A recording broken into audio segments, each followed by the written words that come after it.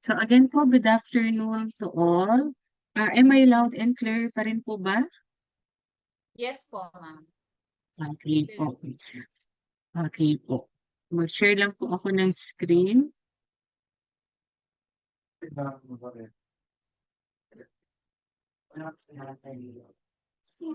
So last September 18, we issued po Memorandum Circular number 2024-22 na nasa screen nyo na po ngayon.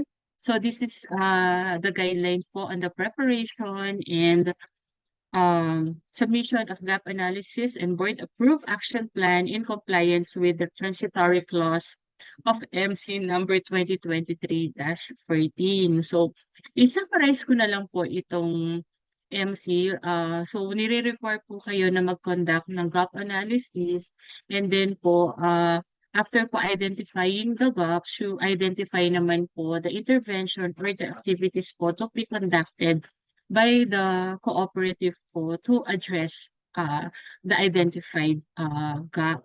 So, binibigyan po namin kayo ng template para po doon i-accomplish po at doon po ilagay yung mga na-identify nyo na gaps as well as po the intervention activities po to address those gaps.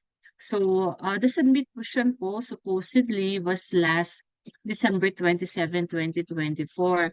But of course, we listen po to the sentiments po of the cooperatives and many mentioned po that they are still not ready po to submit this gap analysis report and action plan. Kasi you need to enrich po your members as well as to align pa po your policies and procedures with the provisions po of RA 11765. So, ang ginawa po namin, we requested nga po our board to approve po the extension po of the said deadline. Kaya po pinagbigyan po tayo at sa June 30, 2025 na po ang submission.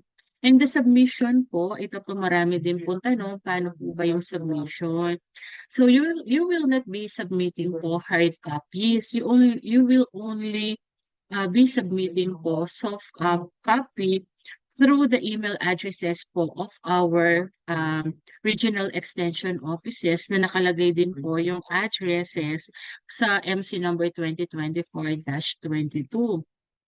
Sa mga may tanong pa po, if mag-a-attach pa po ng documents to support the claims po mentioned in the template doon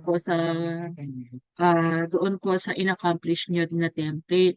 So the answer po is no, there is no need po to submit po supporting documents. Like for example, kung nilagay nyo po, it is stated in this provision is already stated in the credit policies o kaya sabihin nyo na po the cooling off period is mentioned in the promotional materials of the cooperatives.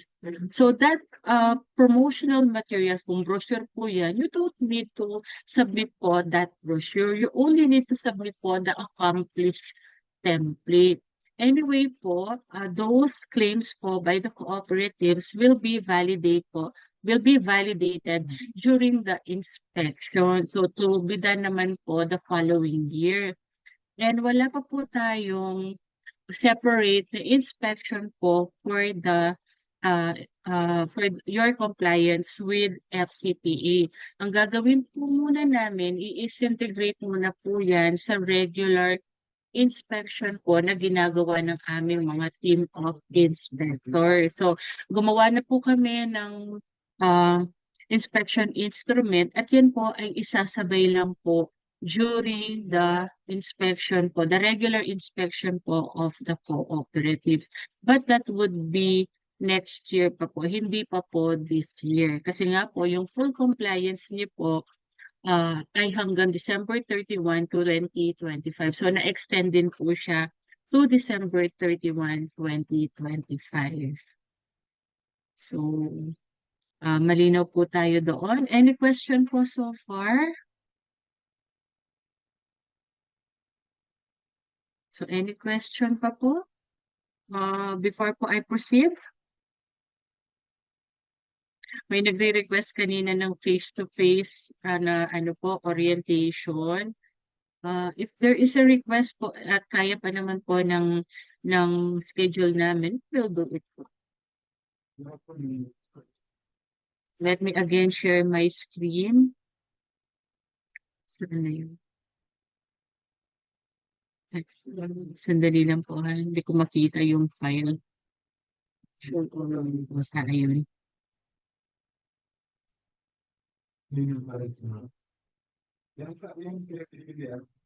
Okay po, nakikita niyo na po sa screen. This is the template po na sinasabi po namin sa inyo. Ito po yung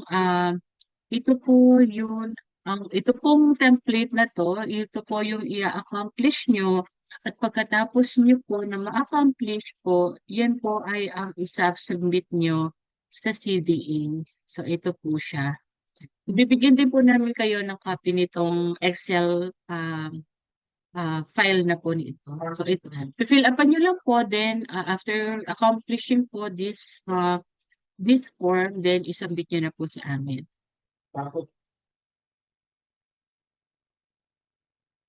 So later po after this orientation, we will provide you copy din po of this one. Ito po ipapakita ko sa inyo. Yan.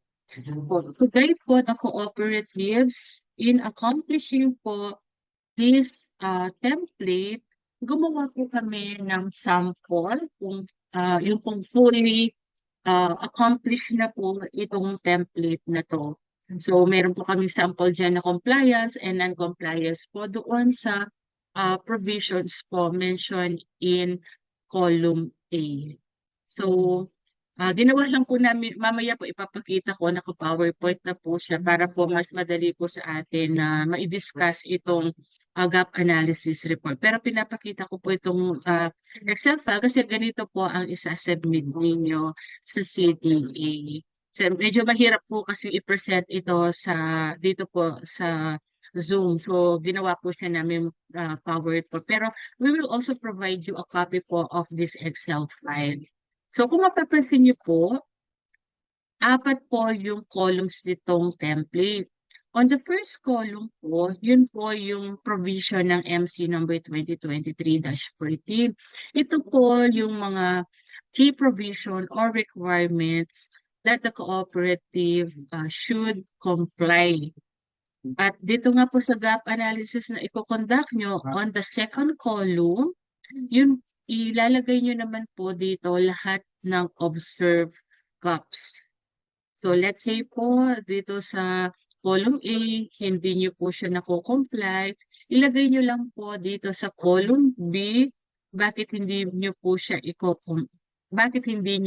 na-comply.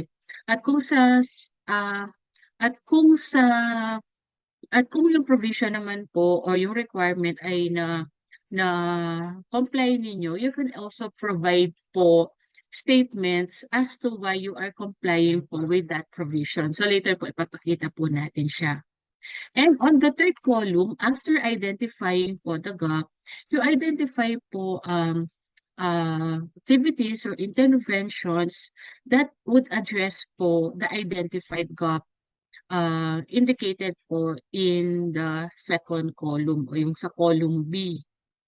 And on the fourth column naman po, dun po ilalagay yung target completion date. So, dito po sa target completion date, it should not go beyond po dapat ng December 31, 2025. Kasi doon po sa approve namin na extension, you only have until December 31, 2025 po to comply with all the provisions po in section, I mean column A. So meron po kayong until December 31 para po i-comply yung lahat po na nakalagay na provisions dito po sa column A. So, yan po. Lagay nyo lang po, January to December 31, 2025. So, kung let's say po yung Code of Conduct, December 31 nyo po mako-comply. So, ilagay nyo lang po dito sa target completion date na December 31, 2025. Again po, the submission of this gap analysis report and action plan will be on or before June 30. The deadline po is June 30, 2025.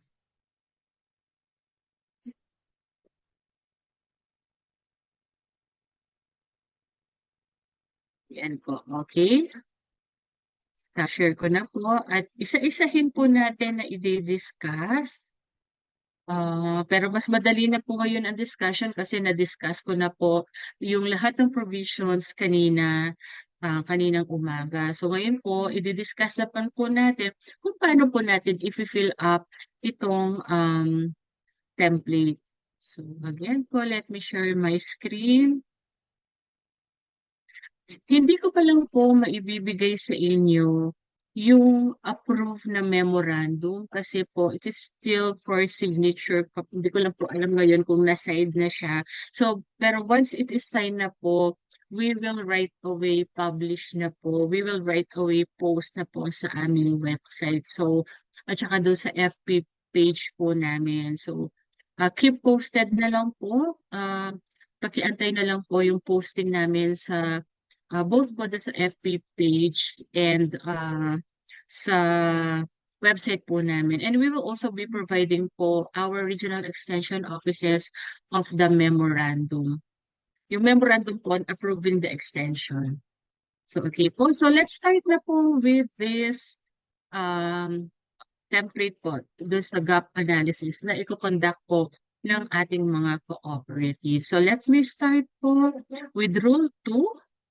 Section A, o yung pong duties and responsibilities of the CDA regulated entities. Yung sa under po ng Section A, the fair and equitable treatment of consumer. Siguro po kumbaga magbibigay na lang po ako ng overview or brief explanation po doon sa provisions since na-discuss naman po natin kanina. So dito po sa column A nakalagay po na the cooperatives po the cooperatives po have the right to select their clients provided po they shall not discriminate po against clients on the basis of race, age, financial capacity, ethnicity, origin, gender, disability, etc. At nabigay po na nga natin na example kanina yung mga senior citizen. So, kailangan po na i-disapprove lang po natin yung loan nila not because of their age but because they did not meet po our criteria for the approval po of loan. Okay? So, ano po kaya yung mga pwede natin ma-identify na gap po dito sa provision na to? So, basahin po natin yung sa column B. Ito po yung sample na binigay namin. So, nakalagay po dito, while the SIDARE has well-defined measurable criteria in selection of clients, SIDARE's product offerings are structured in ways that restrict access for certain demographics. Ibig sabihin po, a certain group of members po are restricted in accessing the product of the cooperative. So for example, offering high minimum deposit requirements for savings accounts, which excludes low-income members. And then to proceed po, the SIDARE's credit offerings also favor members with regular income from formal employment. Self-employed or gig economy workers might face barriers which could be seen as non-compliant. Similarly, some financial products are only accessible to those with high credit scores or long credit histories. New or lower income members may face obstacles to access.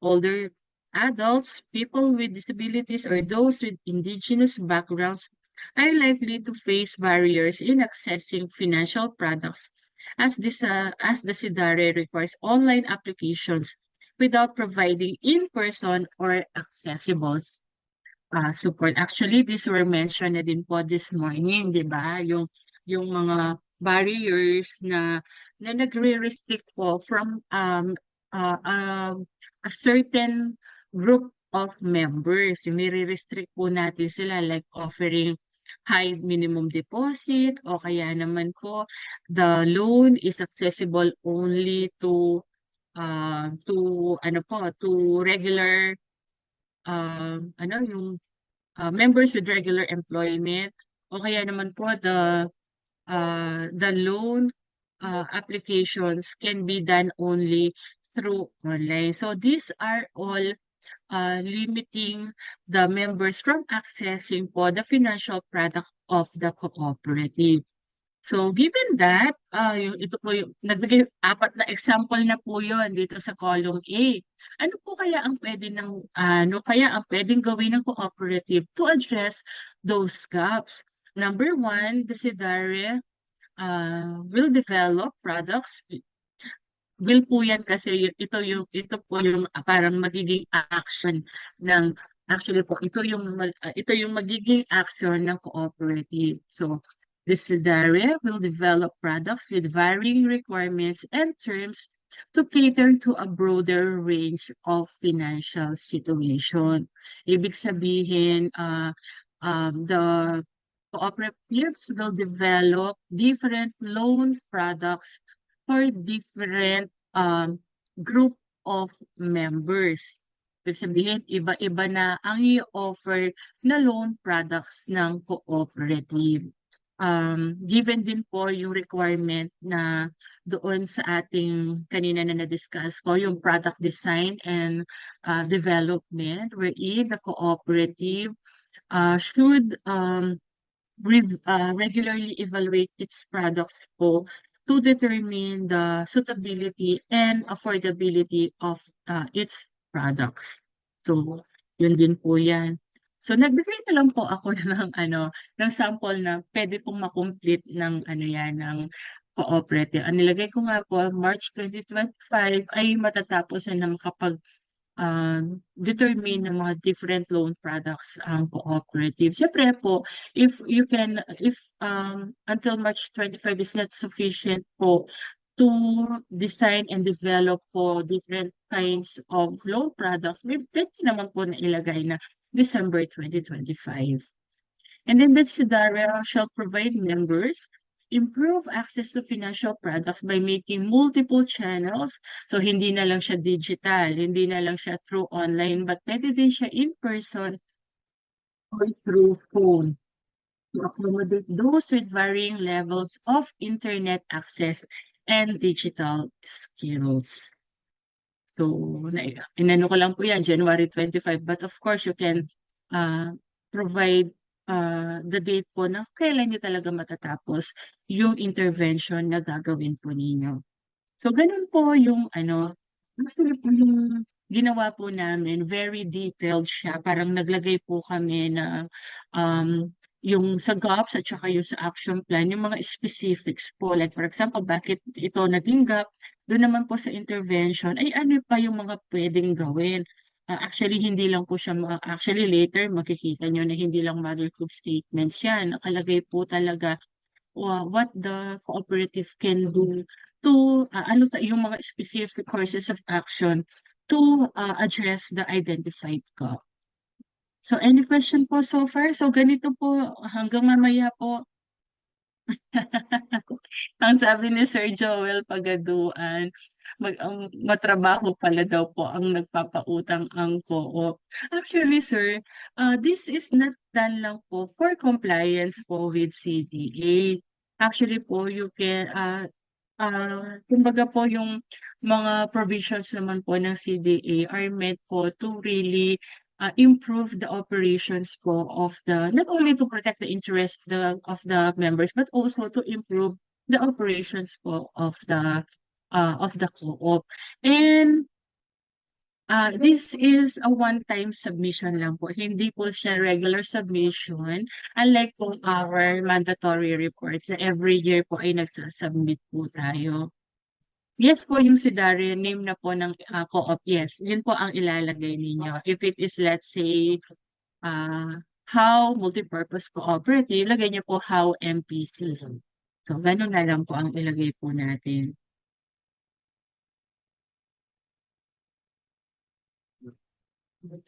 Yung gap po, yes, that is an important question po.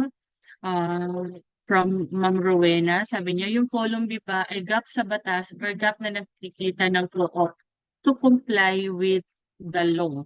So, ang ilalagay niyo po is yung gap po, ang tawag po dito, gap po doon sa batas.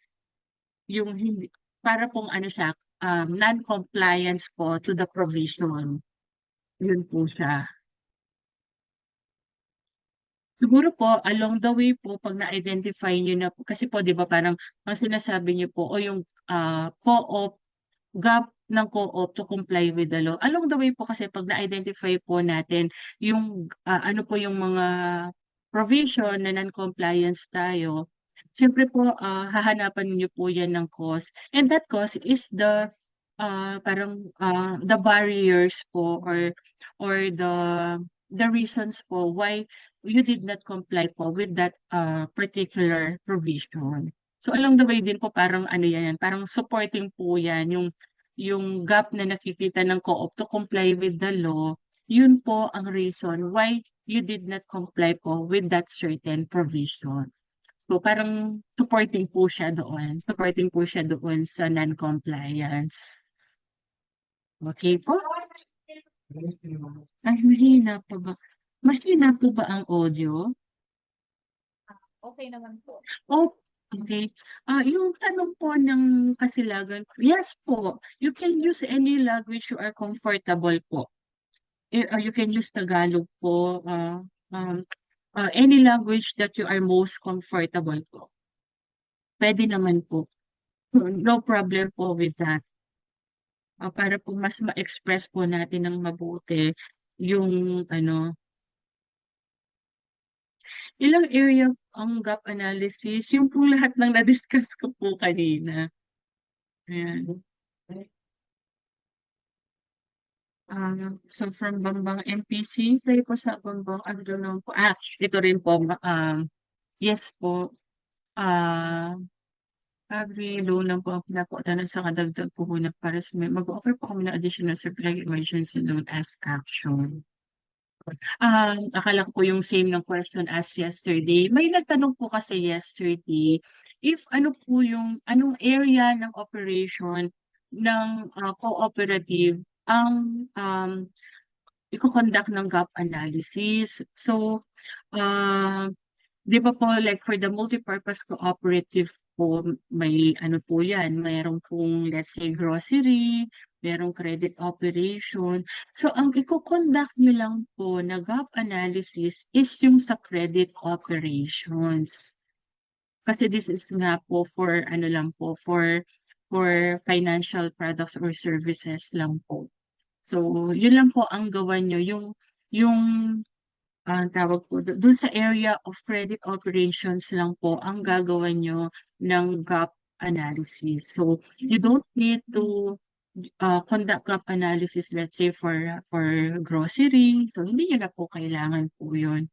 Yun sa mga consumer products po ninyo. So, hindi na po. Mga financial product lang po. Ah, ah, Dali po. Yes, this is another ano po, question from Emerita. Sino ang magkukondak? Lagi din po tanong sa amin yan kung sino ang magkukondak ng gap analysis. Ay, sandali po. Hindi po si CDA inspector ang magkukondak po ng gap analysis. Si CDA inspector po, siya po ang magva-validate po ng claims ninyo o yung mga naisulat niyo po dito sa template, sila lang po ang magva-validate during the inspection to be done po in 2026. Ang magkukonduct po ng gap analysis, of course, yung of course, the board of directors po of the cooperative, the senior management, the manager, at ito po yung lagi naming sinasabi na involve po your members in the conduct po of this gap analysis kasi it's important din po that we hear po their insights on this on this FCPA po. So isama niyo din po sila sa gap analysis. Siyempre po yung kung hindi naman po yung buong General Assembly po ang ah, kung kaya po, siyempre kung konti lang po yung members ninyo, why not? Pero siyempre kung hundreds or thousands po yung member niyo, siguro po select na lang po from your members who can join you po in the conduct po of the gap analysis. So yun po, isama nyo din po sila. Ah, yes. Ito po yung sample po, Ma'am Rona. Ibibigay po namin ito sa inyo later.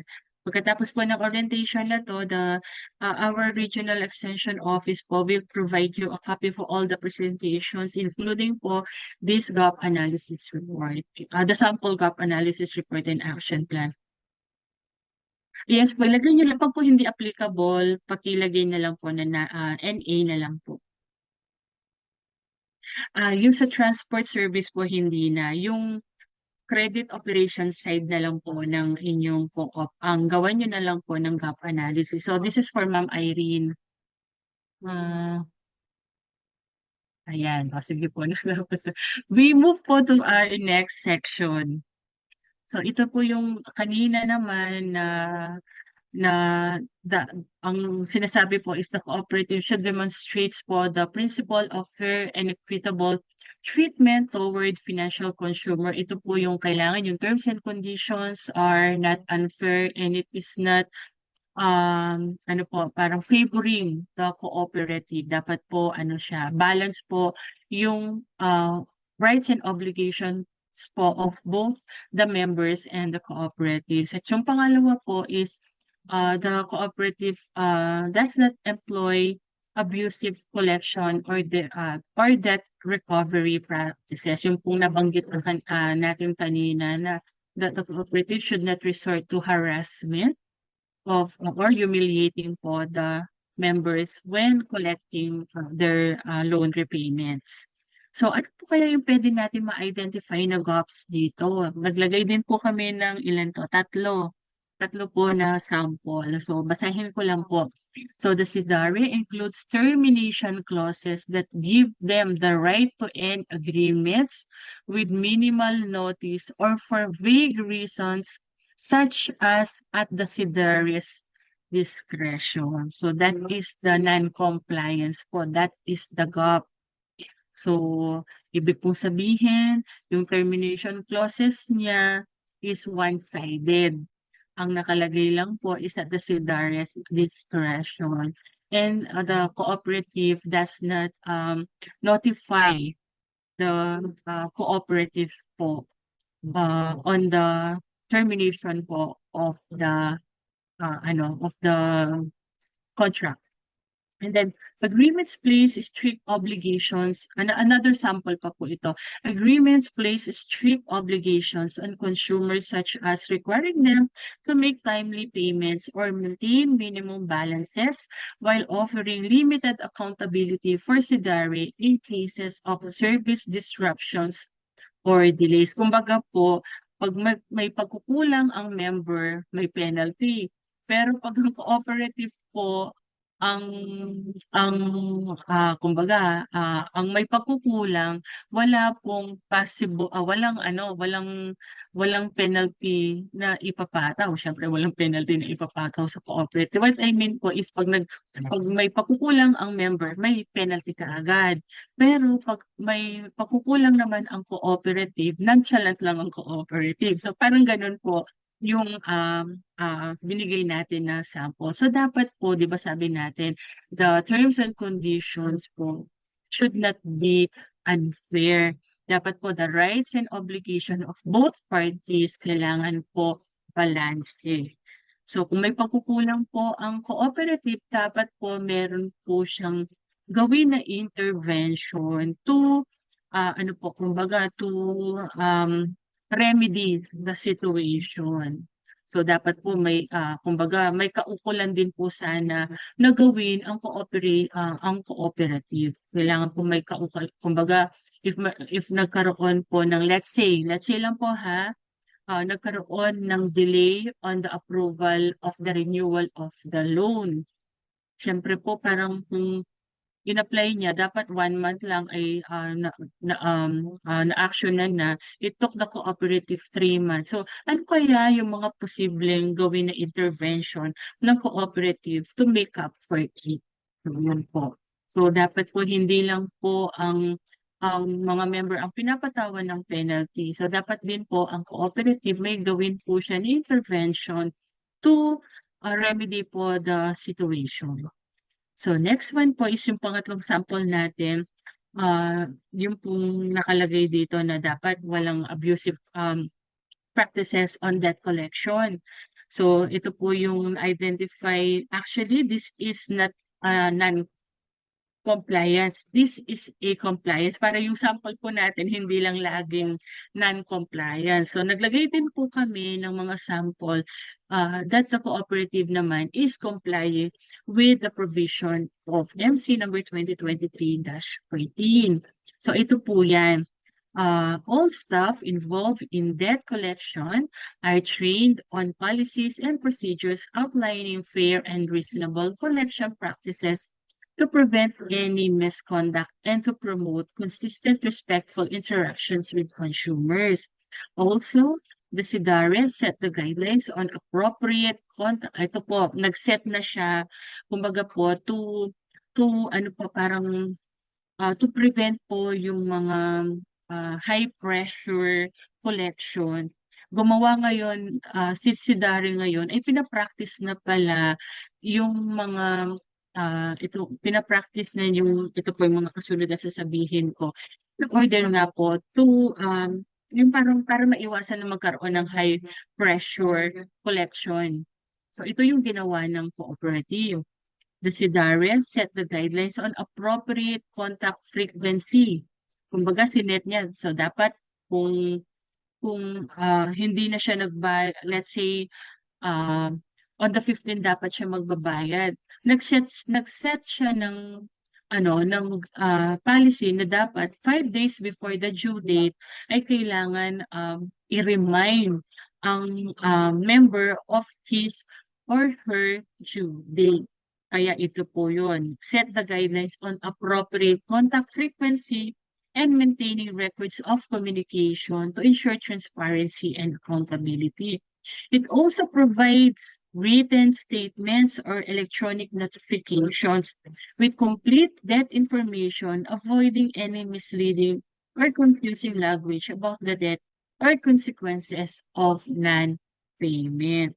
Kaya po nang sabi ko kanina na ah, takot po ang mga Pilipino sa demanda. So, doon po sa mga communication natin sa kanila, kailangan po gentle and at the same time po hindi threatening yung mga statements na nilalagay po natin din. So kung nag-follow up po tayo or ni-remind po natin sila about their loan obligations or their monthly amortization, make it sure po that the statements we use are not threatening. Yung nagbabanta po tayo na in case hindi sila magbayad, dadalhin namin kayo sa abogado. So, siguro po syempre may mga levels naman po yan ng collection. So, ano lang po tayo, i-practice pa rin natin po ang professionalism in our debt recovery or in collection po of monthly amortization. So since po for this particular provision po, the cooperative is compliant, doon sa second at doon po sa third and fourth volume, we indicate na lang po na not applicable kasi this is already being observed by the cooperative. Talagang dami. Sige po.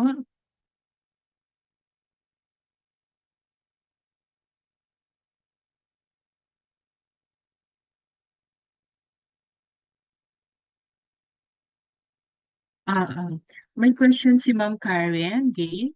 So, ang tanong niya, if example, nagpa-follow up naman po ang member din sa nasabing loan po ni member, kailangan po ba namin ilagay sa gap analysis. Ah, kumbaga po siya ang nagfa-follow up. Yung pong example ko kanina na that it took the cooperative po 3 months. Siguro po kung let's say doon sa ano natin, yung terms and conditions, kung wala naman po tayong let's say, wala naman po tayong mga provisions sa mga policies natin na unfavorably or dali po, or yung kumbaga po, ano daw, wala naman tayong policies favoring po the cooperative or hindi balanse po ang terms and conditions natin between the co-op and the member, then wag na po tayong maglagay dun sa GAP. Kumbaga hindi naman po punitive yung ating mga policies po. No need po to identify that gap kasi kung wala naman po talaga. So lagay nyo na lang po is siguro pwede nyo na lang ilagay the terms and conditions are balanced. So parang ano naman kumbaga the terms and conditions are accepted naman, are acceptable for both parties. So, lagay nyo na lang po, not applicable doon sa action plan and target completion.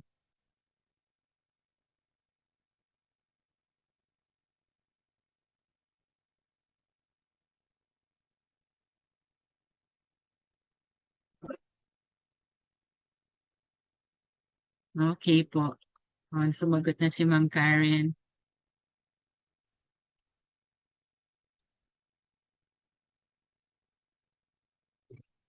Yes, yung tanong naman po ni First Landmark Credit Co-op, kailangan rin po ba na i-baby ang past due borrowers? So mag-set din po tayo ng ano, sir, tama ba? Yes, is pag kung ano naman, kung small claim, di mo naman ano yan, sige po. Dun sa tanong kung kailangan bang i-baby, mag-set din po tayo ng policies regarding po sa mga borrowers with past due loans. Ano po yung mga courses of actions natin in case po na let's say after a month po ay hindi na nagbayad, ano ang gagawin? Ah, Pag hindi pa rin nagbayad, ano po ang gagawin? Kaya yun po yung sinasabi ko sa inyo na kailangan po very clear po yung mga policies natin at dapat may policies po tayo. Yung parang hindi po tayo manghuhula kung ano po yung mga susunod na courses of action natin. Kailangan po lahat po ng scenarios, lahat po ng ano po, instances po na pwedeng mangyari ay kailangan po pag-isipan natin kung ano po yung mga policies na gagawin po natin. So, kasi po kami sa like po, bigay ko na lang na example po yung sa amin kasi we are handling po the Credit Surety Fund Cooperative. So, yung actually po the Credit Surety Fund Cooperatives are covered din po under this FCPA. So, doon po sa mga CSF cooperatives po, may mga ano po, courses of actions na in cases po na 1 month past due na ang loan ni borrower, ano ang gagawin niya. So, malinaw po sa policies ng CSF cooperative, let's say, kasi po ang CSF cooperative ang nagbabayad sa lending bank in case po na may default ang borrower. So, ang ginagawa is may ano po yan, ito yung step 1 na gagawin, step 2, step 3. So, sana po sa inyo gawin din po, ganun din po ang gawin ninyo.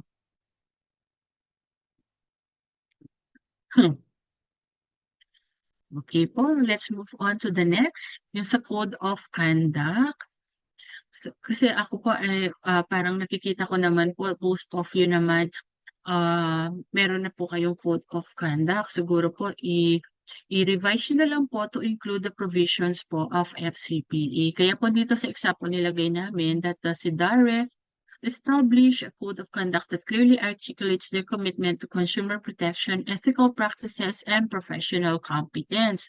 This code explicitly outlines organizational values and standards of conduct in all interactions. Yun po yung sinasabi ko sa inyo, na kapag set na ng standards of conduct in all interactions with financial consumers. It likewise established procedures to detect violations of consumer protection standards, such as regular audits, anonymous reporting channels, and a clear process for investigating complaints. Tapos orientation in annual training refreshers with mandatory sessions are given for staff involved in financial operations. Kaya po doon sa third and fourth column nakalagay na po ay not applicable. Yung training and recruitment of SIDARE staff, yun yung po yung binabanggit ko kanina na regularly dapat may mga trainings po tayo na pinoprovide sa ating mga sales personnel, sa ating mga frontliners, particularly on good customer service, answering of phone calls, handling of difficult people. So, yun po. And at the same time, nabanggit ko po kanina na hindi lang yun ang dapat na ibigay natin na training. Kailangan, siguro yung pinakaunang training na dapat ibigay natin sa kanila is what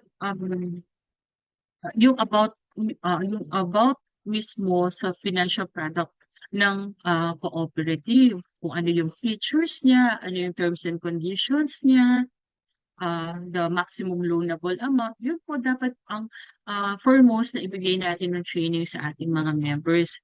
So, and at the same time po, hindi lang po kumbaga, yung nasa office po ng cooperative, dapat din po yung mga third party agents natin ay regularly ay binibigyan na din natin sila ng training. So, ito po yung mga na-identify namin na gap, na sample gap. The SIDARE offers an in-depth training programs on the features, risks, terms, and costs of their financial products. This ensures that all relevant staff understand the complexities of the product or services they offer, enabling them to communicate effectively and responsibly with financial consumers. Ito po yung however. However, the SIDARE is yet to provide trainings that ensure staff, kasi po nakalagay dito. However, the SIDARE is yet to provide trainings that ensure staff understand cybersecurity best practices, the specific risks associated with digital products, and how to address common consumer concerns related to digital security. Kasi doon sa latter part po ng paragraph 2, nakalagay po doon that if you are offering digital products or you are offering financial products po that are delivered through digital platforms, ay kailangan din po natin na magbigay ng trainings po sa ating mga personnel. Actually, nakalimutan ko pong banggitin po kanina na even our members po, since they are the patrons, since they are the patrons po of our financial products, kailangan din po natin silang i-orient on the different loan products, their terms and conditions, their features during our PMES, during our pre-membership seminar. So, kailangan po ay doon pa lang sa PMES po ay bigyan na natin sila ng orientation about our financial product. Punta po tayo dito sa sinasabi na trainings on cybersecurity and how digital products can be accessed through the digital platform. So if you are offering po those products or you are delivering that products through digital platforms, then kailangan din po na i-train natin ang ating mga personnel. Na-intern naman po sila ang magtuturo sa ating mga membro kung paano gamitin po ang ating mga i-apply lang yung ating mga products or services. If there is a need po to use audiovisual materials, o kaya yung talaga po na one-on-one session po with our member kung paano nila i-access yung mobile applications or paano po nila i-access through your website yung mga loan products. Para po, it would be convenient for them. And if the cooperative also can provide support po, especially po to the senior citizen, to the IPs, turuan po sila na kunwari nandoon na po sila sa opisina niyo, turuan niyo na din po sila or i-assist niyo po sila doon sa kanilang loan application using the digital platforms. Pero nabanggit ko nga po kanina doon sa discussion natin ng there should be no discrimination. Kailangan po hindi lang po um, iisa yung platforms natin in offering financial product or services. So, kailangan din po na i-maintain po natin yung manual submission of loan application. Pero siguro po, unti-unti nyo na po i-educate yung ating mga miyembro kasi papunta na po kasi talaga tayo sa kumbaga po, nasa digital era na po tayo. Pero there would come a time po na talagang yung mga manual tools ay hindi na po talaga sila applicable. Kasi like for example, countries like South Korea, wala na po talagang manual tools na ginagamit. Lahat po in one touch. Minsan nga po may pinapanood nga po ako ng vlog, yung transaction sa bank. ah ah, she did not take siguro mga parang it took her only about 3 to 5 minutes para ma-complete yung transaction niya sa bangko. Gano'n kabilis po sa South Korea. So maybe ang Pilipinas, hindi pa naman talaga siya totally na siya, hindi totally digital, pero papunta na po tayo doon. Maybe in the next siguro another 5 years talagang malaki na ang development natin in terms of digital infrastructures. Okay po. So, since po hindi pa yan nakukomply ng co-op, nilagay namin po doon sa third column that the SIDARE shall provide training on topics such as data protection, secure digital transactions, fraud prevention, and shall educate the staff on protocols to safeguard customer information in digital platforms. And then doon naman po sa letter B, yung training of third-party agents. So nilagay na lang po namin dito as an example, yung sales protocols include steps to ensure consumers have the time to review all terms and conditions, ask questions, and consider alternative with products without feeling pressured to make immediate decisions. Kasi nakalagay po sa provision natin that the cooperative should not use deceptive or high-pressure aggressive sales techniques. So, hindi natin minamadali dapat yung ating mga members in availing our products and services. Yan. We go now po to product design and delivery. Ito po yung sinasabi ko kanina na our products should be designed and developed po according to the needs and according po to the financial capacity of our members. Ito po siya at kailangan din po that kanina kung natatandaan niyo po yung requirement natin, there should be written procedures po in determining the suitability and affordability assessment. So ano kaya yung mga criteria doon sa written procedures, dapat nakalagay doon yung criteria natin in determining or in developing financial products. So nandoon na po yung income of the members, risk appetite, ano pa po ba, yung financial capacity. So kailangan po na i-document po natin yung not only the criteria but how we evaluate po our loan products or how we identify our loan products.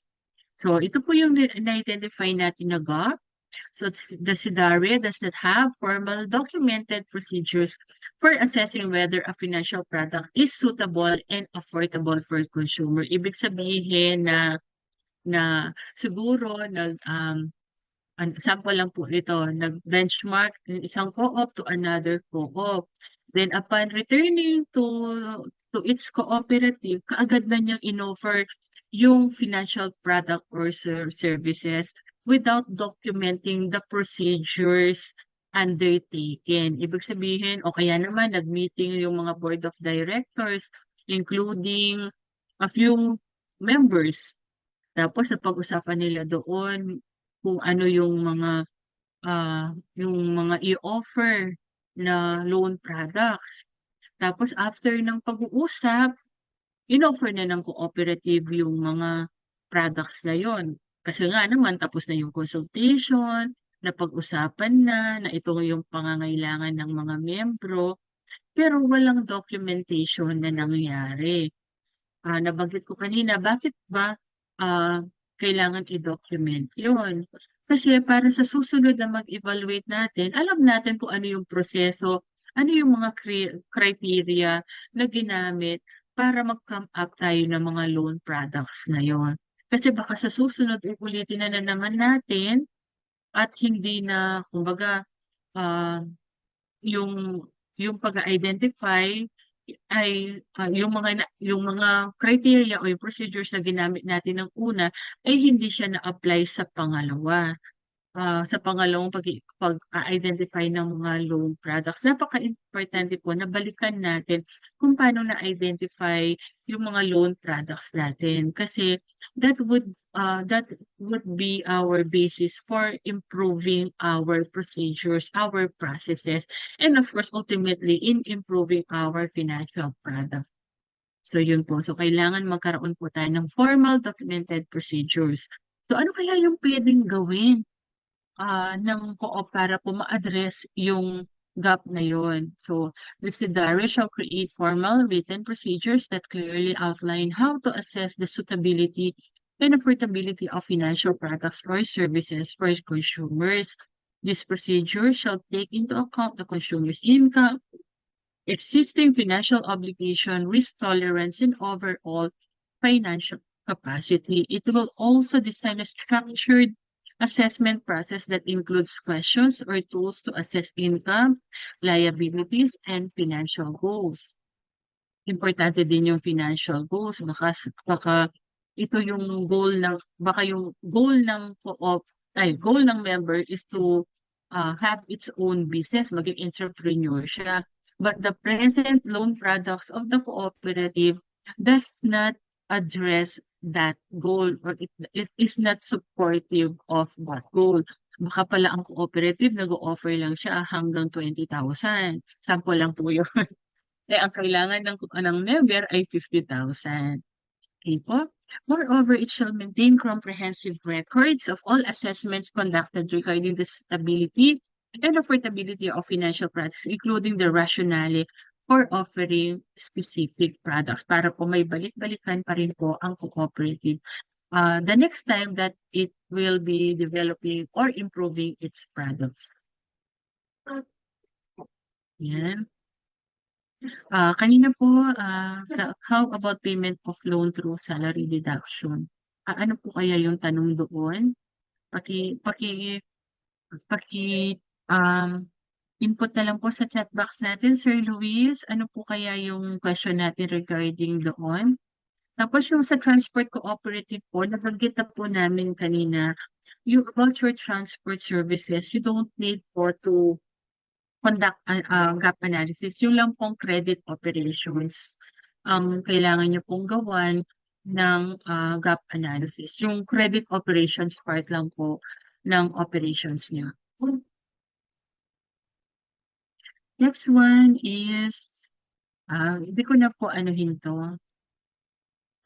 For your reading na lang po ito kasi halos parehas lang naman po siya. So yung sa cooling off period naman po, hindi ko na po explain to kasi paulit-ulit po natin in-explain kanina. So ano po kaya yung mga pwede natin na ma-identify na gap or non-compliance dito? So nakalagay po dito sa sample namin, the cooling off period is not explicitly stated in the policy, application forms, contract, or agreement of the offered financial product or service. Hence, consumers are not aware of this, right? I think many of you are guilty of this. Maybe meron kayong cooling off period, pero the members are not enjoying this right kasi they are not informed of the said cooling off period. So ano po kaya ang pwedeng intervention dito ng POCO para po maging aware yung ating mga members on this cooling off period? So the SIDARE shall state the cooling off period in the policy, application forms, contract, or agreement of the offered financial product or service. This includes details on the length of the cooling period and how consumers can exercise their right to cancel. The SIDARE shall create an easy-to-follow process for consumers to cancel contracts during the cooling off period. Gaya na po nasabi ko kanina, kayo na po ang mag-identify kung ilang days po ang ibibigay nyo for the cooling off period, but it should not be less than 3 days. At kayo na rin po ang mag-identify from what time po mag-i-start yung cooling off period. So, dapat po malinaw sa policies ninyo kung kailan mag-i-start at kailan mag-i-end po yung period na yon. Kasi baka naman po, hindi po kayo naglagay ng period doon. Kumbaga po, ah, baka sabihan sa inyo, ano lang po ito, joke lang po. Baka sabihin po ng member na 1 month na nasa kanya yung loan. Tapos sabihan niya po kayo, ngayon lang ako nag-isip. So mag-i-start pa lang yung 3 days ko ngayon. Sabihin niya, ano lang po yun, sample lang po yan. So, i-identify nyo rin po kung kailan po mag-i-start yung cooling off period at kailan po siya mag-i-end. Given the number of days na i-decide nyo po kung ilan ang ibibigay nyo na number of days sa inyong mga miyembro.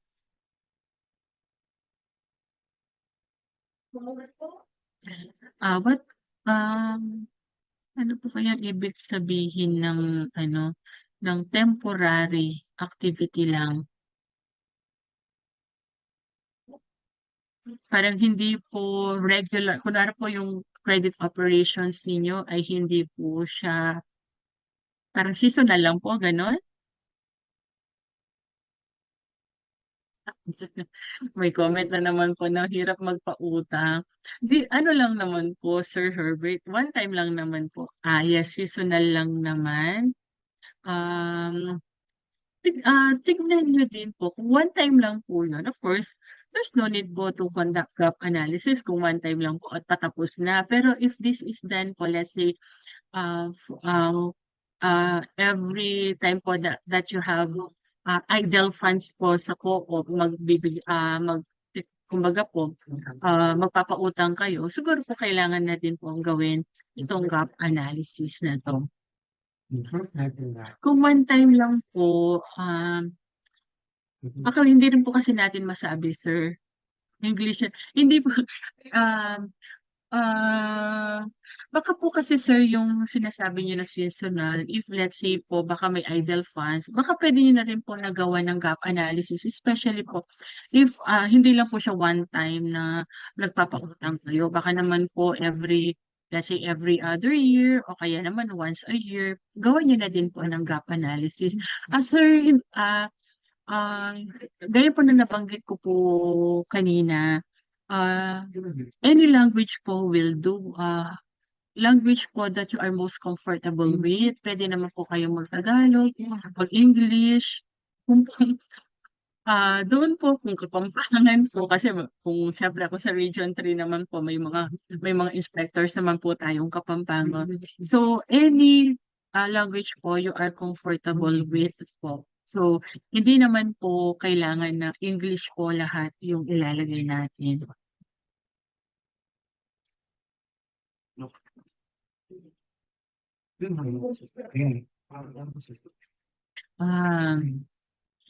Baka po sir, yung concern po ninyo, yung maturuan, yung tamang gawin sa pagpapautang. May mga trainings naman po kami na pino-provide. Let's say po syempre po, I can speak po for the CSF cooperatives kasi kami po, we are providing po trainings on credit analysis and management. Actually po, TOT pa po siya yung ina-offer namin. Kaya lang po kasi kami, may partner po kami, yung Bangko Sentral ng Pilipinas. Yun po, I can speak po for the Credit Surety Fund cooperatives po. We are conducting po trainings on that para po kumbaga po, yung mas matuto po yung mga cooperatives on the 5 Cs of credit. Kung paano po ba ginagawa yung 5 Cs of credit. Actually po, 2 years ago, we conducted na po that training. And then this year po, magkakaroon kami ng TOD. So, lahat po ng CSF cooperatives ay iti-train po namin. And I think naman po, our regional extension offices are regularly conducting naman po trainings po to assist our cooperatives. Siguro po, nandiyan po si Miss Jeline. Maybe if you are interested po, you can tell them po. Kung gusto niyo po magpa-member po kayo, magpa-member po kayo sa CSF cooperative para po tawag po dito, mabigyan po namin kayo ng training. Pero hindi po, seriously po, you can ask po our regional extension personnel po of your intention po to be trained po on, particularly po on credit analysis and management. Pati nga po yung remedial account management. Kami po tinuturuan din po namin yung mga CSF cooperative namin about trust account management, yung mga ganyan. Paano po yun? So, the next question po is from Ma'am Yolanda. Paano po yung mga nag-loan? Hindi pa tapos yung pagbabayad din gusto niyo mag-renew. Then, ma'am, meron po tayong provision noon sa MC number 2024-07. May provision po tayo doon. Regarding po sa renewal po ng loans. May sige po, may Tagalog po ba nito? Sige po, sino ba? Sir or ma'am from Kasilagan Credit Cooperative. Sige po, we will try po translating po this gap analysis po sa Tagalog.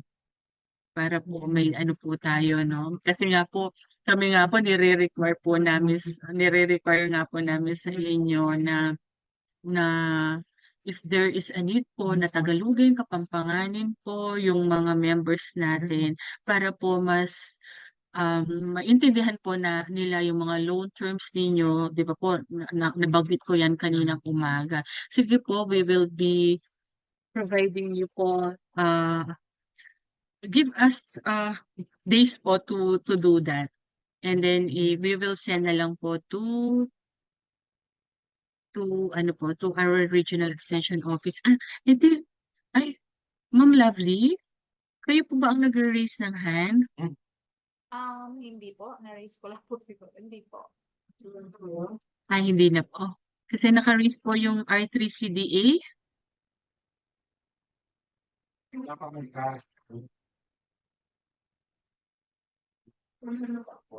Yes po. Tama po si Ma'am Michi. Technical conversation tama. Kasi yes.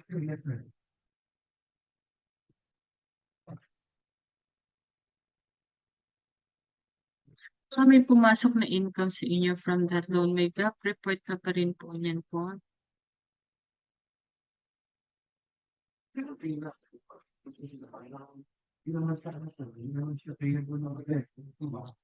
Sandali. So, Ma'am Michi. Ma'am, yung sa tanong ni Ma'am Michi, if kailangan pa din nilang i-observe yung cooling off period kasi sabi niya, co-ops po yung nag-a-avail bago po sila kasi mag-loan ay dumaan na si BOD nila. Okay. Then more on CI na lang po kami. Kasi federation si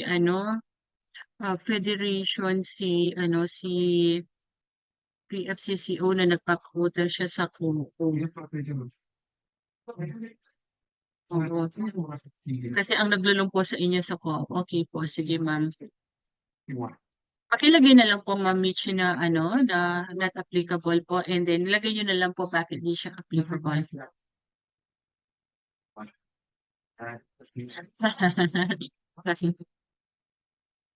Ito merong promotion campaign si ang First Landmark Credit Cooperative. Yes, you can join po the Cabanatuan Credit Surety Fund. Actually po, lahat po ng Credit Surety Fund cooperatives po natin nasa Nueva Ecija po lahat sila. Cabanatuan City, San Jose City, Science City of Muñoz, and Nueva Ecija, CSF Cooperative.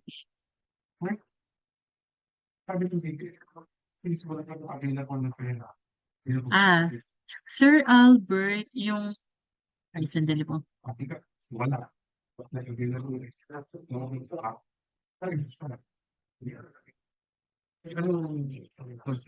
Sige po, Sir Herbert.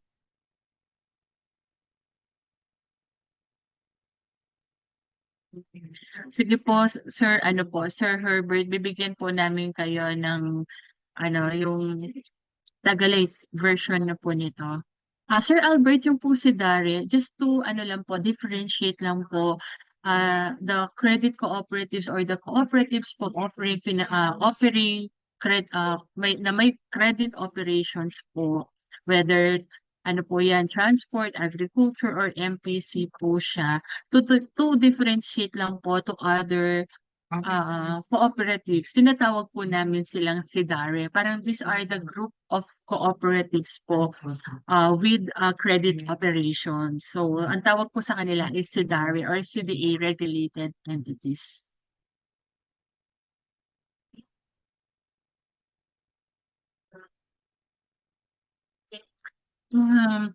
As much as possible po, Sir Albert, ang ginamit po namin na jargons po dito sa sample namin is, although po, of course, we cannot do away po with the cooling off period, yung mga technical terms po na cooling off period, or meron pa po dito, sandali po ano po, pero as as far as I know po, yung mga ginamit po namin na terminologies po dito, it can be understood by most of the cooperatives. So as much as possible po, we use po common terms po. Although siyempre po there are some technical terms that we cannot po reduce to po parang layman's term gaya po nitong cooling off period. Hindi po, kaya po ini-explain na lang po namin, binibigyan na lang po namin ng definition kung ano yun yung. Kasi these are technical terms po talaga na hindi naman po namin sila ma-reduce to more simple terms. Sige po, pero we will review po this gap analysis report, and if we can still make it simpler po. Thank you po for the advice.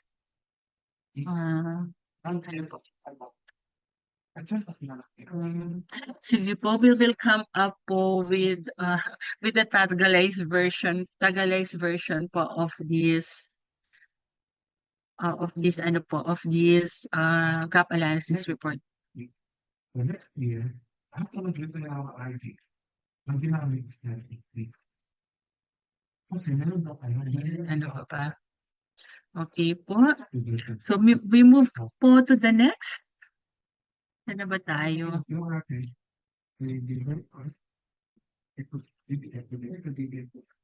Actually po, Sir Albert, yung kahit po yung word na risk, di ba? Of course, some of the members do not understand what is risk po. Again, because po that is a technical term. Pwede din po naman namin sabihin na harm po, di ba? Sige po, we will review this po, and if we can come up po with the Tagalogized version po, we will do that po in the coming days. So, next na po tayo.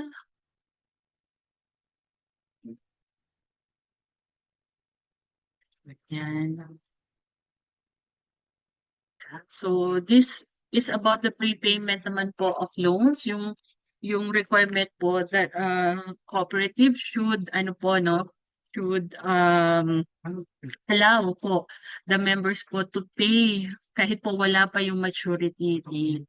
So nilagay na lang po namin na sample is the SIDARA provides flexibility to consumers, allowing them to pay off their debts earlier if they are able without facing undue penalties or restrictions. So this is really napaka-importante din po na itong cooling off period at saka po yung prepayment loans ay nakalagay po sa credit policies nyo at inform po ang mga ang mga members through your website po o kaya sa FB pages o kaya po sa mga contracts or mga brochures ninyo.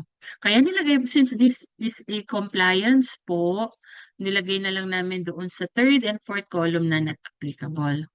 So doon naman po sa section 5, since meron na po tayong MC dito, yung 2024-07, nilagay na lang po namin that you are compliant po, that that your prescribed rate is within the range po provided by your rates po are within the prescribed rates by CDE. Ibig sabihin po, hindi po mataas sa 3% per month ang china-charge nyo sa inyong mga miyembro. So since po naka-indicate po na compliant kayo, ilagay na lang po sa third and fourth column na not applicable. Next one po, ito din po. I know this is a very technical term, yung risk management system, yung consumer protection risk management. Nabanggit ko na po kanina ito na these are the parang ito po yung mekanismo na gagamitin po ng cooperative to ensure po that yung mga financial harm po like over-indebtedness, non-payment, financial loss, pecuniary loss, yan po ay ma-identify, mami-measure, mami-mitigate at matitreat po ng cooperative. So, kailangan po meron po siyang risk management system. And since po, sabi ko nga po kanina, ay maglalabas pa lang po kami ng guidelines at sample po to guide the cooperatives. So, nilagay na lang po namin dito as GAP na that the cooperative is yet to establish its CPRMS. And nilagay lang po namin dito sa intervention that the cooperative shall develop a robust CPRMS that includes policies for consumer protection, risk management, and compliance with relevant laws. The system shall be designed to address various consumer protection concerns, including fair treatment, transparency, and complaints resolution. So next one naman po is yung disclosure and transparency. As mentioned po kanina, kaya po natin tinitrain ang ating mga membro, ating mga personnel para po at mga officers natin para po makapagbigay ng correct at complete information sa ating mga miyembro. So ano po kaya yung pwede natin ma-identify? Ito po, ang sample natin is sa compliance naman. So as part of the pre-membership education seminar, yung PMES po natin, the SIDARES includes detailed information about the financial products and services it offers. This session educates prospective members on the key features and benefits of the available financial products or services, the full range of risks, ano ba yung involved pag in-avail ang mga products or services. It may be financial loss or it can be over-indebtedness, ano pa po ba? So yun po. Tapos how to evaluate these products and services based on personal financial needs. Kung tuturuan din po ninyo silang pumili ng mga loans na akma po sa kanilang mga pangangailangan. Siyempre po pag sa PMES naman po is i-discuss nyo po or ipipresent nyo po yung lahat ng loan products nyo. And from there, tuturuan nyo po sila kung ano yung mga akmang produkto para po sa kanila na pwede po nilang i-avail na ang basis po is yung capacity to pay po nila at saka of course their goal o yung needs po nila, bakit sila umuutang. Medyo dumadami na po yung question kaya po pag maabot na siya ng 10 nagbabasa na ako, baka po kasi matabunan ako mamaya. akin lang. Para gusto i-practice tayo ay is akin. Yes po, we are happy to provide you po a copy po of this presentation because of course this manifests po your intention na i-echo po nyo ito yun sa mga miyembro. Kasi napaka-importante po na ma-engage po natin yung mga miyembro natin about this FCPA or RA 11765 kasi kailangan din po nilang malaman itong FCPA kasi gaya ng po nasabi ko kanina, bago po nila ma-exercise po yung kanilang karapatan bilang miyembro ng cooperative, ay kailangan muna po nilang i-observe o sundin po ang iyong mga policies. Bawat karapatan po ay may karapatang obligasyon na kailangan po nilang gawin.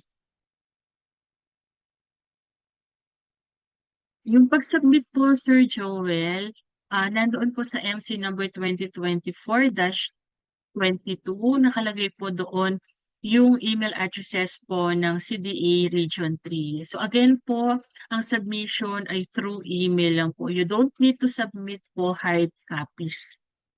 Ano lang po, through email lang po. And ulitin ko din po, hindi na po kailangan. Better po kung PDF nyo na po, i-PDF nyo po siya para po hindi po editable.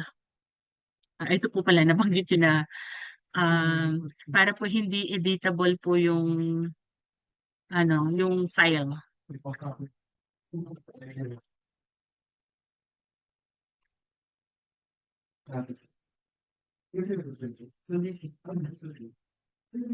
Yung question naman po ni Ma'am Annalisa, pag nag-pre-terminate po ng loan ng members other than the pre-termination fee na pwedeng isama sa policy, allowed po bang na hindi mag-waive ng interest?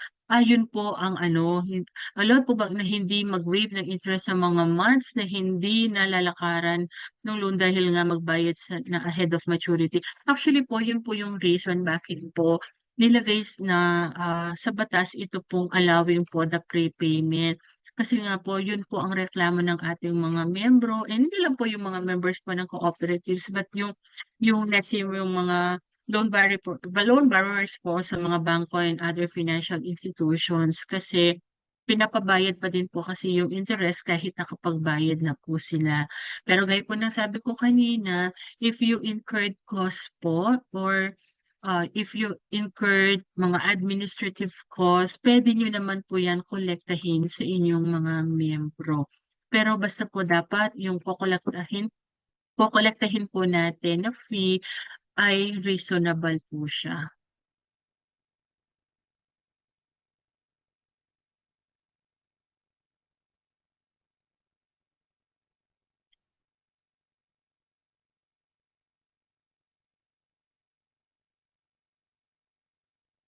Ma'am, kasi ngayon po kasi pinapolish namin muna is yung FC Palms at saka CPRMS. So, pagkatapos po namin matapos yun, saka po namin gagawin yung manual. So, hopefully po within this semester po ay mailabas din po namin yung manual. So, parang step by step guide po yun or yung mga sample po na, na mga credit policies po. Actually po, hindi din. Kasi kanina sabi po ng NATCO ay meron din na po silang mga credit policies. Baka pwede din po kami na manghingi po ng copy noon for our reference na din po. Target date po ng completion, ah, yung ilalagay po ninyo doon sa pang-apat na column, yung target completion date. Hanggang December 31 lang po ang pwede niyong ilagay doon. Kasi yung nire-require po ngayon, yung extension is hanggang December 31 na po. December 31, 2025 po.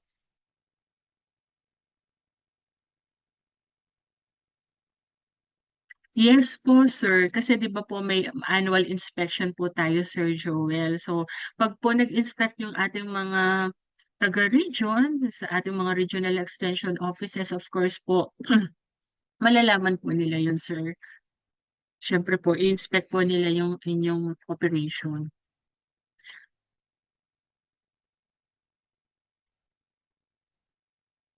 Ano po, ang tanong po ni Sir Herbert, baka meron ng buong natala o kumpleto na sagot na gagawin 'to, mas mainam siguro ito na lang pamahagi upang madali itong maunawang kahit paano siguro mas madali sagutan. Wag naman pong copy-paste, Sir Joel. You can use this po as reference, gaya po ng sabi ko kanina. Pero wag naman pong copy wag naman po kayong mag-copy and paste. Puwede niyo lang pong gawing reference ito. Actually po kung dito po sa sample namin ay nailagay po namin siya na compliance, kunwari po dito sa disclosure and terms nailagay po namin, tama ba? Dito po, disclosure and terms, 'di ba po nailagay namin siya as a compliance. Let's say po ay hindi niyo po siya na na-comply at the moment. Ito pong nasa column 2, puwede niyo naman pong gawing reference po ito para sa intervention or activity na gagawin po ninyo. So kung let's say po dito, um, 'di pa po ang provision ay kailangan, yung mga miyembro natin ay mabigyan ng impormasyon regarding sa, ah, loan products natin. So kung ito ay hindi niyo pa po nako-comply, puwede niyo naman pong sabihin dito sa column 2 na, ah, the cooperative does not include in its PMS information about the loan products. Tapos po ilagay niyo na lang po dito sa pangatlong column na, ah, the cooperative will include as part of the pre-membership education seminar, information about the financial products and services, and that includes key features and benefits, coverages, and how to evaluate this product. So parang gawin niyo pong i-reference ito dito sa action plan. Okay po, mag-move na po tayo sa susunod.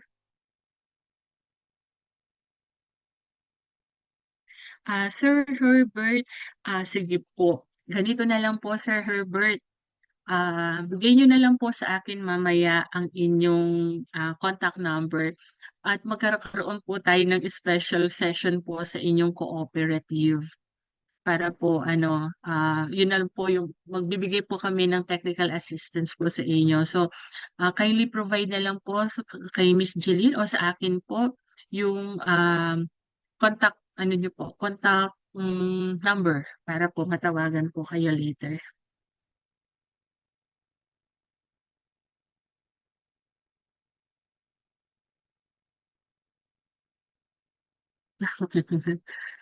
Ang dami po requirements sa mga government agencies po, Sir Joel. Ah, yung pong annual inspection, yes, may inspection po siya, pero wala po siya separate inspection. So, isasama lang po siya sa regular inspection. Pero for this year, wala pa pong gagawin ng inspection for FCPE. Next year pa po. Okay po. So, we move na po dito sa, hindi ko na po anuhin to. Next na po tayo, yung changes in key features, terms and conditions. Ano po kaya yung pwede? Di po nabanggit natin kanina na dapat um, at least 30 days po prior to the implementation ng changes, dapat na-inform ang ating mga miyembro. So dito po sa column 2, pwede po natin kung yan po ay hindi pa natin ginagawa at the moment, pwede po natin ilagay sa column 2 na it is not the practice of the SIDARE to provide written notice to financial consumers at least 30 days before implementing changes to the terms and conditions of the financial products or services. At ang intervention na gagawin naman po ng cooperative, the cooperative shall implement a formal system for notifying consumers. This system shall ensure that notifications are sent at least 30 days before the changes. So, pwede pong i-email yan or pwede naman po na i-post yan sa FB page or sa website ng cooperative.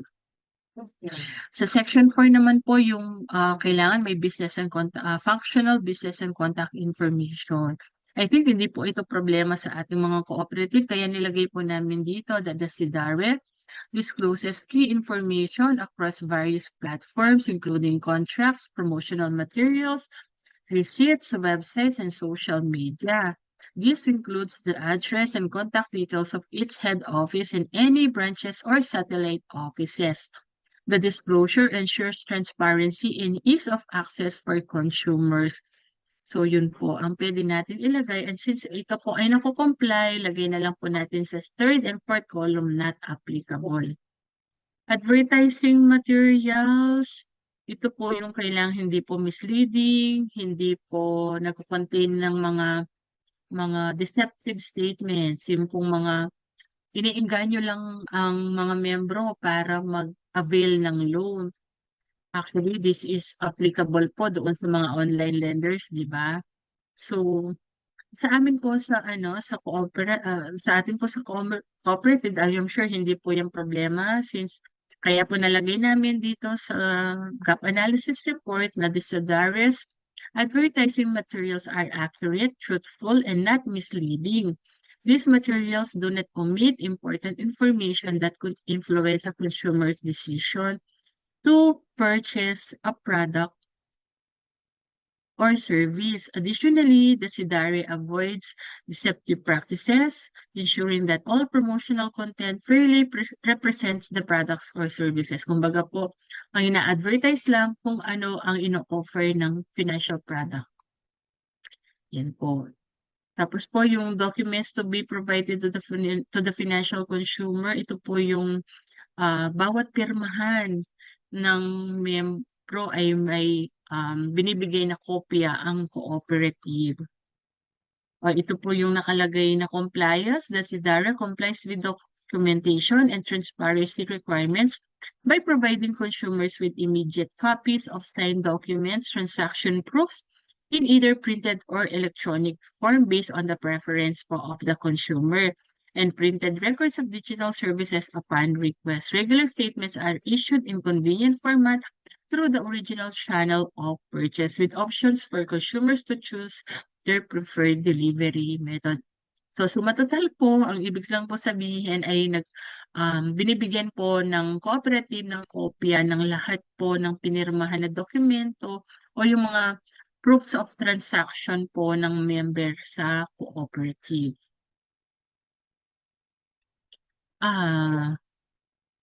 Ang tanong ni Ma'am Lynette, paano namin po apply yung gap analysis sa manufacturing po?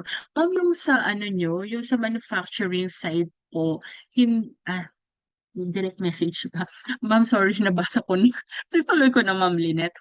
So, paano apply daw po yung gap analysis sa manufacturing? Ma'am, for the manufacturing side po of your cooperatives or your manufacturing operation po, hindi na po kailangan gawan po ng gap analysis. Yung sa credit operations lang po. Tapos po ang PF,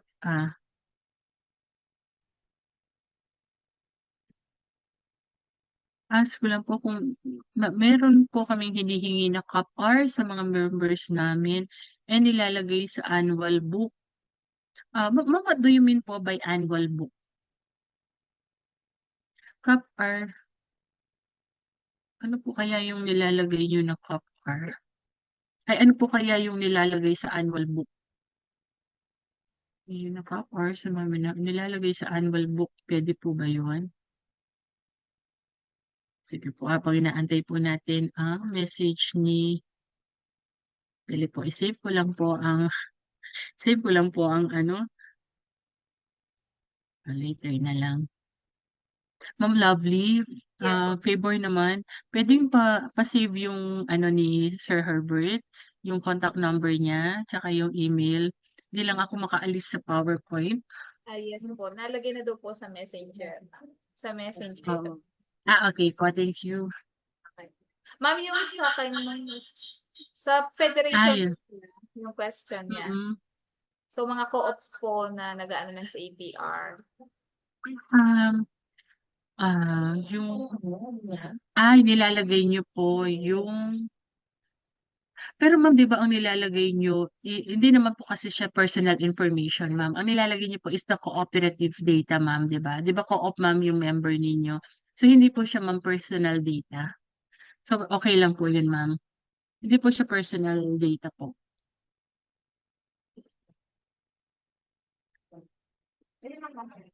Okay lang yun, ma'am, yung service address contact kasi hindi naman po siya personal information. Okay po. Next one, punta na po tayo yung sa communication with consumer. Yung nabanggit ko kanina na if there's a need po to translate to Filipino, ito po. So, dito po sa nilagay namin na sample, non-compliant siya. So, it is stated po as yung the contract terms, rights, and obligations of consumers are not translated to Filipino or are not simplified or reduced to layman's terms, making them difficult for consumers, particularly those with limited financial literacy, to understand. So, to address that, ito po yung pwedeng gawin po ng co-op. Understanding that using complex legal or technical language without clear explanations may lead to confusion and misinterpretation of terms and consumers' right and obligation. The SIDARI shall simplify language using clear everyday terms. Po yung sinasabi ko na yung mga everyday terms or jargons and avoiding legal jargons.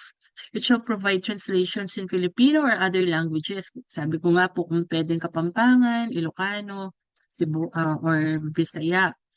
Offer summaries in layman's terms, and use of visual aids to clarify complex concepts. So, yun po yung pwedeng gawin and so on.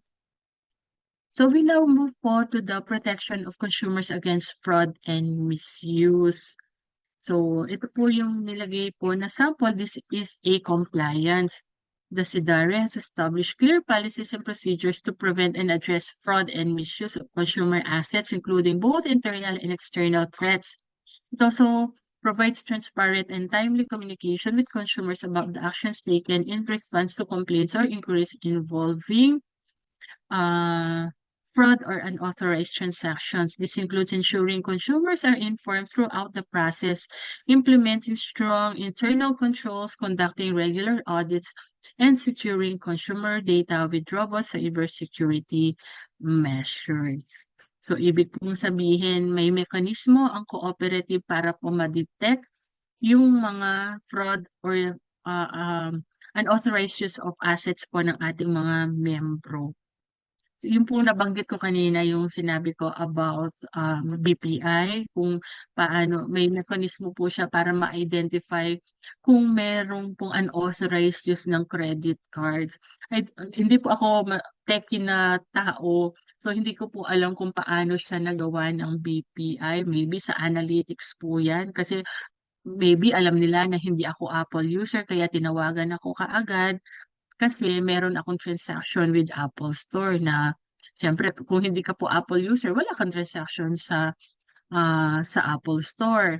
So baka sa analytics po yun. I do not know lang po concretely kung paano po nagawa ng BPI. So the cooperative also must provide clear and robust po na mechanism para po ma-detect yung mga frauds.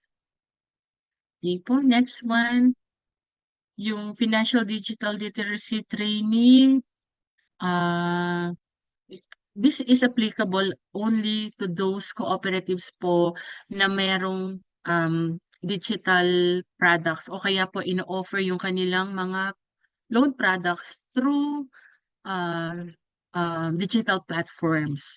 So, kaya po ito po yung gap na identified. The SIDARE is yet to provide digital literacy training or products offered electronically so consumers can confidently use digital platforms and understand associated risks. So, ano po yung intervention? The SIDARE shall create educational programs and resources that help consumers understand how to safely use digital platforms, recognize risks, and navigate electronic financial products. So, meron na siyang mga trainings, meron siyang mga educational programs, and even yung mga audiovisual resources para maipakita yung tamang paggamit ng platform o paano ang pag-avail ng loan products. Let's go now po to privacy and protection of financial consumers data. Kanina nabanggit ko, kailangan po ang cooperative ay compliant with Data Privacy Act of 2012.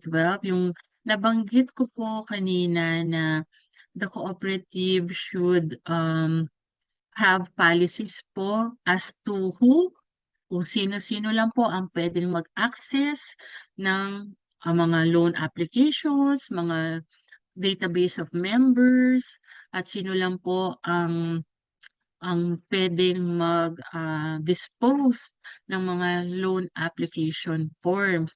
At meron din po dapat na mga policies ang miyembro kung gaano katagal ba mananatili sa database ng cooperative yung data ng kanilang mga miyembro. So yung mga ganoong policies po about the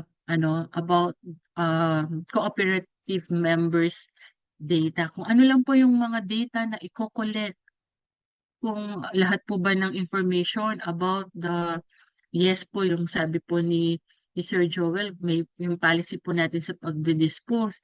I-shred ba yan? Susunugin ba yan? Or iwanan na lang basta. So, dapat po may polisiya ang ating cooperative dyan. Kasi, actually po, pag let's say doon po sa nag-dispose tayo at yan, at yung mga data po na dinidispose natin ay may nakakita at nagamit yan sa masamang paraan, pwede po na makasuhan ang cooperative against po the Data Privacy Act of 2012. So even po sa disposal, dapat po meron po tayong polisiya dyan. Okay? Dito po sa sample natin, ang nakalagay that CDA, yung paggawa po ng credit policy, about credit policies po, usually, sa credit policies lang po ha, sa credit policies, it is the credit committee po ang gagawa ng policies, pero yan po ay approve po ng BOD at ipipresent po yan sa General Assembly. So dito po sa sample natin, the SIDARE is yet to adopt and implement comprehensive data protection and security measures as required by the Data Privacy Act. Tapos nakalagay din po dito, there are still no written policies regarding consumer personal and transaction data. There are no written policies safeguarding consumer personal and transaction data. Paano po ba mapoprotektahan yung data? So kailangan po dapat, ano tawag po dito, password protected ba yan? Limited number lang ang pwedeng mag-access doon sa data na yun. Okay po? So ano po yung pwedeng gawin ngayon ng co-op to address po this gap? Ang sabi po dito, it will implement security measures including encryption and secure access controls and train staff on data privacy principles. So nakalagay po dito na transparency with consumers regarding data use and obtaining. Yes, kailangan din po pala na ma-inform natin sila na kung saan bakit natin sila nire-require. Dapat malinaw din po sa ating mga miyembro bakit kailangan natin na kuhanin yung kanilang income kasi yan ay gagamitin sa evaluation ng kanilang loan application. So, kasi po 'di ba, kailangan po lahat po ng data na hihingin po natin sa ating mga miyembro, yun ay yung kailangan lang po talaga natin sila. Like, kasi baka magtanong po sa inyo, bakit kailangan ilagay yung monthly income? So, explain po natin na kailangan yung monthly income kasi yan ay gagamitin as basis po for the approval of loan application. Ayan ay isa sa criteria ng loan application. Next, wag na po nating kasi paulit-ulit lang po ito. Punta po tayo doon sa FCPAMS, yung Financial Consumer Protection Assistance Framework. Magbanggit na lang po ako ng isa dito na kasi paulit-ulit kasi na-explain ko na din naman po kaninang umaga. Yung components po of an effective and timely handling of redress complaints. So nakalagay po doon na kailangan mag-establish po ang isang cooperative ng FCPAM. So ito po yung Financial Consumer Protection Assistance Management System. Yung component po niya, ito yung mga internal policies. Kailangan meron siyang consumer assistance team or officer. Kailangan meron siyang ah, processes and timelines. Yung kanina po nabanggit ko na kailangan na-identify po yung mga timelines, yung pag-acknowledge ng complaint or request, yung pag-process ng complaint or request, at saka yung pagbibigay ng notification sa miyembro kung na-resolve na yung kanyang concern sa cooperative. So yun po ang nilalaman. Ano pa po ba nilalaman ng FCPAMS? Yung consumer feedback mechanism, tsaka po yung complaints report. Di ba po? Yun po yung component lahat ng FCPAMS. Nabanggit ko na po kanina yan. So ano po kaya yung pwedeng mabanggit na ah, non-compliance dito? Ito po since I am sure, sandali po. I am sure most of you, meron naman po kayong redress mechanism. Yung ibig po sabihin, pag may complaint ba sa cooperative, ano ang gagawin ng co-op? I am sure meron na po kayong sistema or mechanism dyan.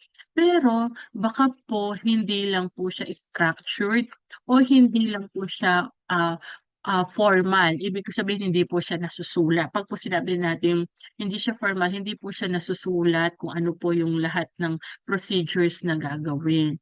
So, kaya po dito, nilagay po namin sa GAP yung the FCPAMS is not yet established in the SIDARE. O pwede naman din po natin nabanggitin that the FCPAMS is not formally established in the SIDARE.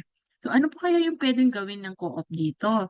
The SIDARE shall establish a comprehensive FCPAMS that facilitates effective resolution of consumer complaints.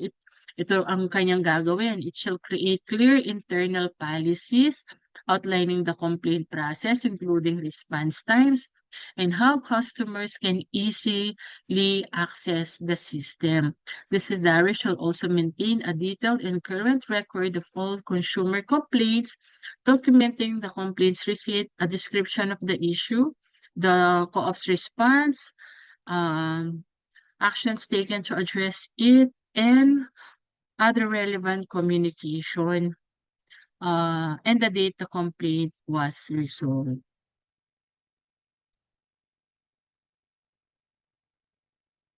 So, yun po. So, next one, hindi ko na po babanggitin to. I will leave it to your reading na lang po.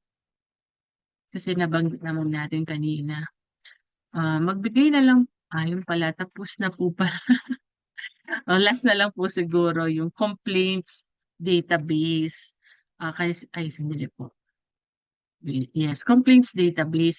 Kasi nabanggit ko po kanina na kailangan magkaroon tayo ng complaints database para po mag-guide or parang ma-monitor na din po natin kung which among the complaints were already addressed at saka ano pa po yung mga complaints na hindi pa na-actionan ng cooperative. At napaka-importante po na magkaroon ng database para malaman po natin yung the usual complaints po, yung mga lagi na po natin nare-receive na complaint. Sabi ko nga po kanina, baka yung complaint lang is about sa tao. It's not about the policies or the procedures po of the co-op. So, kailangan po natin mag-establish ng database para po magkaroon po tayo ng idea kung ano po yung pwede pa nating i-improve sa ating operation.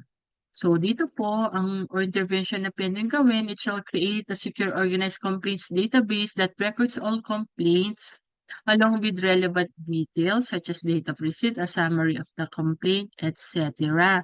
The system shall be regularly updated and accessible only to authorized personnel as mentioned po kanina. So, yun po ang pwedeng gawin ng ating mga cooperative. So, yan po. Yan. Hindi ko na po lahat diniscuss yung nandito po sa Actually, konti na lang po naman po ang hindi ko na-discuss. So, I will leave that to your reading. Anyway po, we have discussed the provisions po this morning.